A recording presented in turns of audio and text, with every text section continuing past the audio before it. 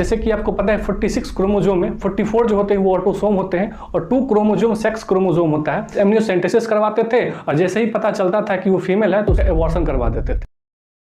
जब कोई बच्चा पैदा होता है और पैदा होने के बाद अगर वो कुछ इस तरह का दिखे,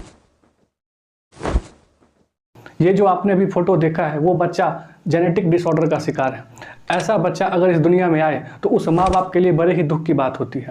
तो ये बच्चा ऐसा ना हो, इसको रोकने के लिए एमनियोसेंटेसिस किया जाता है। लेकिन इस एमनियोसेंटेसिस का पास्ट में काफ़ी मिसयूज हुआ है। तो आज के इस वीडियो में हम इसी एमनियोसेंटेसिस के बारे में समझेंगे कि ये कब किया जाता है, क्यों किया जाता है, कैसे किया जाता है। इस वीडियो को पूरा देखिएगा, ये वीडियो आपके लिए काफ़ी इंफॉर्मेटिव होने वाला है। तो आप सबको मेरा नमस्कार, मैं Dhiraj Kumar. Amniocentesis basically genetic disorder का पता लगाने के लिए किया जाता है। Genetic disorder like Klinefelter syndrome होता है, डाउन सिंड्रोम होता है, टर्नर सिंड्रोम होता है, सिकल सेल एनीमिया होता है, हीमोफीलिया होता है। ये कुछ जेनेटिक डिसऑर्डर की डिजीज है।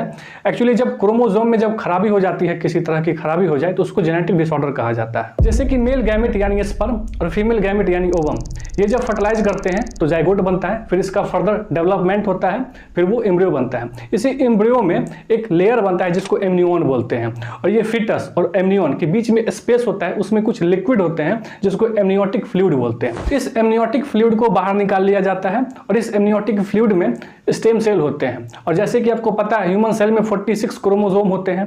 अब इसी क्रोमोसोम का कैरियोटाइपिंग होता है और इसी कैरियोटाइपिंग में यह पता लगाया जाता है कि किसी तरह का अगर क्रोमोसोम का अगर डिफेक्ट हो, कोई भी अगर क्रोमोसोम डिफेक्ट हो तो आसानी से पता लगाया जा सकता है कि वो बच्चा जेनेटिक डिसऑर्डर का शिकार है कि नहीं है।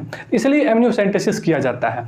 ये जब 14 से लेकर के 18th वीक्स ऑफ प्रेगनेंसी होती है बेसिकली तब ये किया जाता है। लेकिन वही अगर इसका मिसयूज करना चाहे तो यहाँ पे इसका मिसयूज भी हो सकता है। जैसे कि आपको पता है 46 क्रोमोसोम में 44 जो होते हैं वो ऑटोसोम होते हैं और 2 क्रोमोसोम सेक्स क्रोमोसोम होता है। मेल में XY होता है और फीमेल में XX होता है। और जब कैरियोटाइपिंग इस क्रोमोसोम का किया जाएगा तो आसानी से पता लगाया जा सकता है कि सेक्स क्रोमोसोम में XX है या फिर XY है।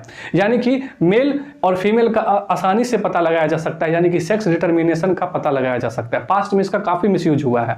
तो लोग इसी के बहाने से एमनियोसेंटेसिस करवाते थे और जैसे ही पता चलता था कि वो फीमेल है तो उसे एबॉर्शन करवा देते थे। फिर गवर्नमेंट ने इस पे स्टैट्यूटरी बैन लगाया। स्टैट्यूटरी बैन का मतलब होता है सिचुएशनल बैन, यानी कि जब जरूरत पड़े सिचुएशन के हिसाब से एमनियोसेंटेसिस किया जा सकता है। अब स्टैट्यूटरी बैन इसलिए लगाया गया कि अगर इस पे कंप्लीटली बैन लगा दिया जाता तो जो पेरेंट्स वाकई में नीडी हैं उनको काफी ज्यादा दिक्कत हो सकती थी। हो सकता है कि अगर डॉक्टर को पता चले इनका पहला बच्चा अगर जेनेटिक डिसऑर्डर का शिकार है तो पॉसिबिलिटी है कि दूसरा बच्चा भी जेनेटिक डिसऑर्डर हो। इसलिए इस जेनेटिक डिसऑर्डर का पता लगा लिया जाता है जब वो 14 से लेकर 16 वीक ऑफ प्रेगनेंसी होती है। अगर इस टाइप का कोई भी अगर डिजीज या फिर सिंड्रोम होता है तो उसका एबॉर्शन कर दिया जाता है।